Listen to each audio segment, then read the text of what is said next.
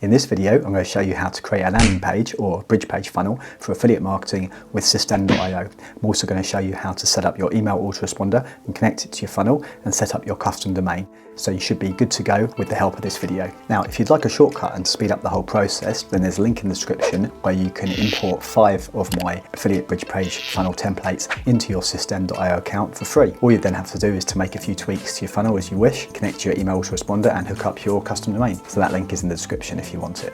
If you're new to my channel, my name's Steve. I've been doing affiliate marketing for a few years now and I've been able to reach 6 figures per year in affiliate commissions. So if you're new to affiliate marketing, then I probably know a thing or two that can help you out, and there's a free affiliate marketing training course for you via the link in the description below. Now let's get to the video. So first thing you need to do once you log into your System.io account is head over to this tab that says funnels and click create. So here we've got 4 options to build 4 different types of funnels. One is a funnel to build an audience, second is a funnel to sell a product, third is a funnel for evergreen webinars, and fourth is custom funnel. So for this example, for building a affiliate bridge page funnel, we want to select this option, which is to build an audience. Now we need to name our funnel and then click save. Now from here we see that our new funnel is down listed here, so we click on this funnel, and now what we're going to see is we're going to see these 2 pages here, which is squeeze page and thank you page, and our list of templates. So it's already set up the first 2 pages for us. Now if you want to add more steps to your funnel, so you could easily do that by clicking this add step button. And now just to note, where it's got this little triangle here, this little warning triangle, that means that there's no page yet set up on there. But what we're going to do now, as it's highlighted blue, we're going to choose our template for the landing page. So here we've got quite a large list of templates already set up for us, and if you want to preview one, you just click on preview and you can see the whole template here. So I'm going to choose quite a simple one. So I'm going to choose this funnel here and click select, and now once we have selected it, it comes back to this page. Now we need to click this little pencil icon here. So I'm going to quickly show you how you can customize this funnel to make it your own and make it exactly how you want it. So now as you see my mouse moving around, you see these sections here. There's this green box opening up here, then a blue one, and then an orange one. So these green ones is a section, and you can see it's highlighted section there, and then blue is what you'd put within a section, which is a row, and then within a row is where you put your elements. So here it says text, so that's a text element. Or here, this will be an image element or the button element. So that's basically how it works. You want to layer things on top of each other like that. But because there's a framework already created for you, it's really simple just to quickly change things in and out. So now, if we want to change the background image, hover over the background until you see the green section appearing and click on this cog, and then from here, now on the left menu we can scroll down and find where we can change that image, and it's here where we see this label that says background image. So we can click on this upload button, and if you've got images already in your library, you can select from one of your images. So if not, then you can click on here and upload just by drag and drop an image from your computer into your System.io account. So I'm going to change to this one just for now. Click insert, and there we go. So it's changed that. Now we can see it's on this repeat at the moment, so it looks kind of weird. But if I change this from the drop down and put full center fixed, so that brings the full image in the background there. I mean, this is not the best image for this example perhaps because it's quite bright here, but you get the idea. It's just as an example. I mean, if we wanted to put a little border on this now to make it stand out a bit more, a bit of a contrast to the background, we could either scroll down and select border, or I could select a shadow. So if I choose the shadow and select hard shadow, now we can see that stands out much more from the background, and I quite like that. Otherwise, you could have chosen to put a border around it instead if you want, which would be like more of a hard solid border. But I'm going to leave it like that with a shadow. I quite like that. But you can see it's very versatile. There's lots of options you can do with this. You can change absolutely anything we need to on here. For example, I can just change this to something like sign up here. So sign up here to receive your free ebook. If I just want to change the color here, highlight this and I click on the color here and maybe select that to black. And we've got the free standing out here. I can underline this if I want. And now we've got this margin here, this line here, this dividing line. Perhaps I want to reduce the padding on here. So I'm just going to select this one here and bring that up a bit. So I think that looks a bit better. Okay, so I've just changed the heading there, and if you wanted to customize it a little bit more, perhaps I'll put that in italics. Now with the ebook cover, of course, it's an image. So when you click on this, if you need to change it, you would come over to here again and click on this little icon where, again, you can just drag and drop your image of your ebook into your account, or you can select one that you've already done. So if you don't know how to create images like this, like for an ebook cover, and then also to make it into an e-cover that looks good on a landing page like this, then I highly recommend you watch this video on my channel. Now it's also in the link in the description below. So it's quite a short video, just shows you how to create an ebook quickly with ChatGPT, but I also show you how to create for free ebook covers and e-covers that look great on landing pages, all using free tools. So that link is going to be in the description as well to watch that video. But if you already know how to do that, and you know how to create ebooks quickly, then you can skip that step. Now, of course, I'm just going to leave this here just as an example. It's not obviously a green energy ebook, but just to give you an idea. Now this button here is linked to a pop-up. If you didn't want a pop-up, you could get rid of this button and you could drag in your opt-in form, for example, which would be here, but let's just keep it on a pop-up for now. So this button, as I said, will link to a pop-up. Now we see the pop-ups is up here, so you click on this and the pop-up's already set up for this template. So you click on this little eye icon and then the pop-up opens here.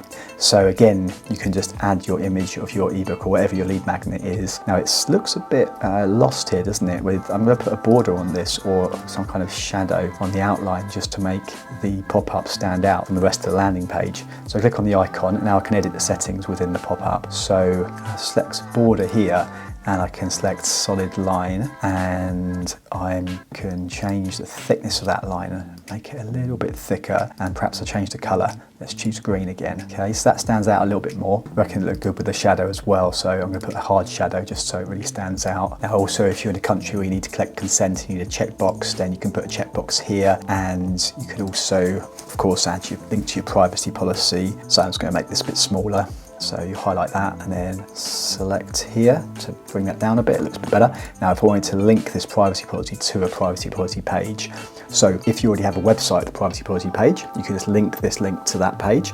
Alternatively, come back to this page of our funnel. So this is the same funnel we're working in currently, and we can just add a step, and then here we can then add a privacy policy page and link this privacy policy page to our text here.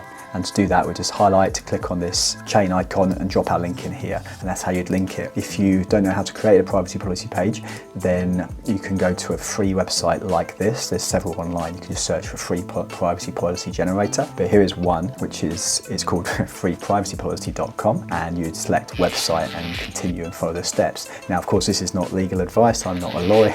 You need to do your due diligence in exactly what you need in your page. But this is a way to get started and to get a privacy policy page up and running. But I'd recommend you look into a bit more detail on exactly what info you need on your privacy policy page. Now, when a person clicks this button, we want several things to happen. So the first thing is we want, when they click the button, to then be redirected to the next page, which is the bridge page, which I'll show you how to set up in a second. And the second thing is we want them to be added to our email list. And the third thing is we want them to receive an automated email instantly, where we can send them the link to download the ebook. We could also add the link to the bridge page if you wanted to, the person to download it from the bridge page. Personally, I prefer to send the link in an email. That way it gets the person to open your email, which will increase your deliverability rate and accustom the person to opening your emails. So let me show you how to do that. It's very easy. So we come back to this step here. So we're on the squeeze page, and under the squeeze page we've got other options here, and one of the options is this one that says automation rules. So if we click on this, we can see we can add a rule. So we're going to add a rule, and we're going to add a trigger, which is funnel step form subscribed. So we click on this one. Now before we can set up this rule, we need to actually create that rule. So the rules are kept here underneath automations, workflows and rules. So here, I'm just going to open this in a separate tab just so it's easier for me to show you and keep track of everything I'm doing. So now I'm under the automations and rules section. Click on create, and here I'm going to set up my trigger, which is funnel step form subscribed. And then here, I'm going to choose my funnel. So we're working on this demo funnel, which is here. This is the one we've just created now. Now choose the funnel step page, which is the squeeze page, which is the one we're working on. So now that's our trigger. So the action we want to occur when that trigger happens, i.e. they enter the details in that form, is to be subscribed to a campaign. So now before I do this, I'm just going to create a campaign. Again, very easy. So I'll close this box for now, and under emails is where our campaigns are kept. So I'm going to open this in a separate window so it's easier for me to show you. And here I'm going to click Create Campaign. So a campaign is basically an autoresponder sequence. So it'll be an automated series where you can add more emails and the person will receive those over time. So this again is the demo funnel. So I'm just going to name this demo campaign, and I can write this in here as well. Description, and click save. So now our campaign is set up, and now when I come back to here, just to recap, we've got the trigger, which is from funnel step subscribed, demo funnel on the squeeze page, action, and subscribe to campaign. Choose our campaign, and we've got demo campaign and save. And now here listed on our automations section under rules, we can see our new campaign or our new trigger that's been set up here. Funnel step subscribed on the demo funnel from the squeeze page, will subscribe to campaign, and that campaign is the demo campaign. So that's all set up nicely. Now to complete the process, now I've got that set up in the background, is this button. We want to select from here, send form. So once a person clicks the button, once they've entered the email address, send form, which will send their contact details to our email list. And then once that's occurred, we want to send them to the bridge page. So here it says, do you want to redirect user after contact registration? So to the next step is where we want to send them to. If you didn't have a bridge page, you're sending them directly to an affiliate offer, you would just then click this button here, to custom URL, and you paste your affiliate link in here. But in this instance, we're going to send them to a bridge page first. So it'll be to the next step, okay? And that's it.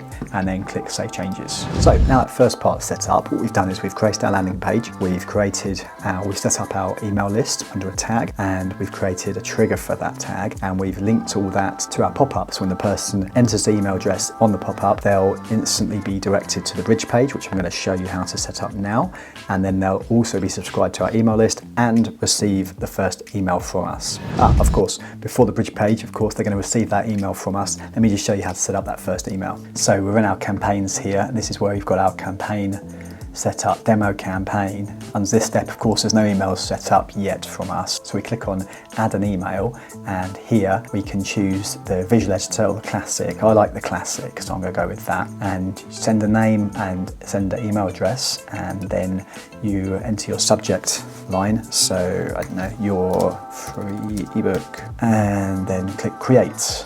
And now here is where we can write our email. So we've got personalization features we can use here. So I'm gonna grab the first name. So, hey, first name. And then I can write my message, something like this, and you highlight this and click on the chain and add your link to your ebook there, where the person can then download it. And then as you click save and publish, it's gonna ask you when do you want to send that, if you want to send it a day later or an hour later. But I want this email to go straight away as soon as they submit that form. So you just click 0 here, so it will be sent after 0 minutes, and then click publish. And now we see here our first email is lined up in our campaign. And then if you wanted to then send them an email the next day, or perhaps 2 days later, or whatever time delay you want to do, you click add email to add your second email. Okay, click create, and then you'd write your email in here, and then again when you go to save and publish, it'll ask you when you want to send that. So you're going to send, say for example, 1 day after the free ebook email,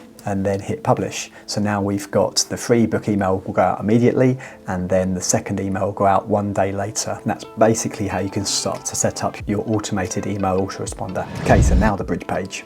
So we come back to this page here, and we've just set up the squeeze page. So now the thank you page, which is going to be our bridge. So we click on here and we select our bridge page template, and again come to the pencil icon to edit your bridge page. So first of all, delete anything you don't want. So I don't want this menu here, so I'm going to delete this whole row, get rid of that. And then you've got your heading. So I don't know, write something like that perhaps, make that a little bit smaller. Going to change the colour. Now on the bridge page is where we can introduce our first affiliate offer. So what usually works well is to have a short video of yourself, like 1 to 2 minutes, just introducing them to a product. Now if you don't want to be on camera, that's fine. You don't have to have a video here. You can have a little description and then the button to direct the person to the affiliate offer. However, a video does generally convert way better, so it's advisable to do a short video. So you can write something like this. Now, a really good thing about system.io is that you can post as many videos as you want with them for free. So you can upload your video to the platform, or of course you can host it on a place like YouTube or Vimeo or Wistia if you prefer. But if you wanted to upload your video, then you select here, upload file, and then click on this button here and drop your file into here, and then select your video from one of these options here. For example, this is the video that I've done earlier. Alternatively, like I said, if you've got your video on YouTube or Wistia, you can select direct link or custom embed, and then embed your file into your bridge page that way. And then of course your button, come over to the left here and you can change the text here, and then if you scroll back up you can select the button action, so open URL, so put your affiliate link in here and select if you want it in the same window or a new window. No follow if it's an affiliate link, and then scroll down to customize the look and feel of your button. So I'm just going to change the color, I don't know, make the corners a bit less rounded, and I'm going to choose a shadow just to make the button pop a little bit more. Okay, and I'm going to delete these sections because I don't need them. Okay, so there's a simple bridge page. Now if you wanted to add bonuses or offer bonuses to people, then you could do something like this and drop in a list of your bonuses here. Okay, and then I could just duplicate this quite easily, add more bonuses, and so on. We need to make a bit of a space